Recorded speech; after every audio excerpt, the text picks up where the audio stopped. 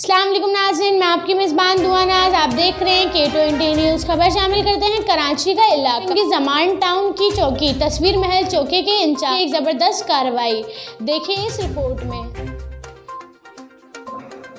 2 मुलजमान जख्मी हालत में गिरफ्तार। तस्वीर महल चौकी इंचार्ज ममा पुलिस पार्टी के दौरान गश्त सेक्टर 50 नियर घी फैक्ट्री के पास स्ट्रीट क्रिमिनल से पुलिस मुकाबला।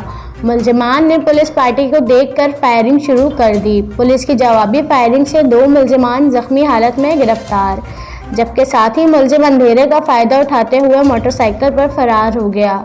जख्मी मुलजमान की शनाख्त समीर वल्दे फ़तेह मोहम्मद, सलमान वल्दे मोहम्मद अकमल के नाम से हुई, जबकि जख्मी मुलजमान ने साथी फरार मुलजिम का नाम अकबर वल्द नामालूम बतलाया। मुलजमान से 2 अदद 30 बोरे पिस्तल, 5 जिंदा राउंड्स और 5 सिलेंडर खोल रिम और 3 छिने हुए मोबाइल फ़ोन बरामद। मुलजमान का साबिका क्रिमिनल रिकॉर्ड चेक करवाया जा रहा है।